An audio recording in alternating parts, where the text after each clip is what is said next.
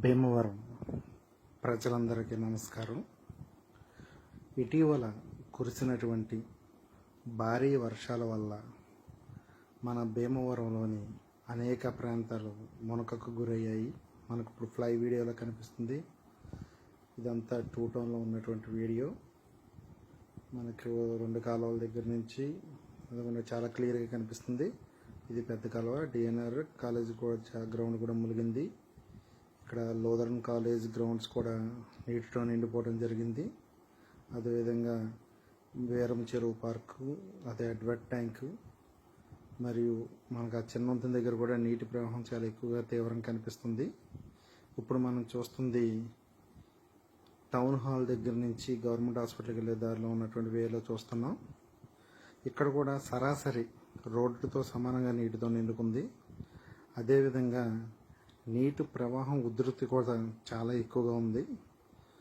మన భీమవరం పట్టణంలోని ఉన్నటువంటి డ్రైనేజీల కన్నా అనేక అడుగుల ఎత్తులో ఇప్పుడు కాలువ ప్రవహిస్తుంది. ఈ నీరంతా మన పట్టణంలో కురిసింది మాత్రం కాదు, మన భీమవరానికి పైన ఉన్నటువంటి పట్టణాల్లోని, గ్రామాల్లోని, వేరే వేరే ప్రాంతాల్లోని కురిసిన నీరు మన భీమవరంలోని ఎర్రకాలువ ద్వారా ప్రవహిస్తుంది.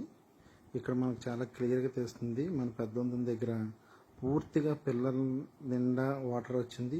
అదేవిధంగా పిల్లల పైన తాగుతుంది. ఇదంతా మనకు చాలా క్లియర్గా కనిపిస్తుంది.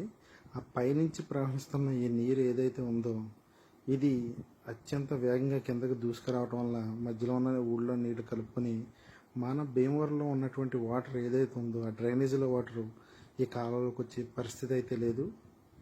ఈ కాలంలోకి వచ్చే పరిస్థితి లేకపోవడం వల్ల దీంట్లో ప్రవహించవలసినటువంటి డ్రైనేజ్ వాటరు, అదేవిధంగా మామూలు వర్షపు నీరు కూడా రాకుండా వెనకాల టౌన్లో ఉన్నటువంటి రోడ్లు, డ్రైనేజీలు అన్నీ మునిగిపోతున్నాయి. ఇక్కడ మనం చాలా క్లియర్గా కనిపిస్తుంది. కొత్తగా నిర్మించదలిచిన రైల్వే బ్రిడ్జ్ పక్కన మెంటేవర్ తోటలోకి గండిపడే అవకాశాలు చాలా ఎక్కువగా ఉన్నాయి. ఇక్కడ చాలా ఏంటంటే అక్కడ బ్రిడ్జ్ కోసం ఇవన్నీ తవ్వి చేయటం వల్ల ఇక్కడ గట్టు చాలా వీక్ అయిపోయింది. అనుకోకుండా నీటి ప్రవాహం పెరగడం వల్ల ఈ గట్టు ఇక్కడ మనకు చాలా క్లియర్ కనిపిస్తుంది. ఆల్రెడీ చాలా వాటర్ రావడం జరిగింది.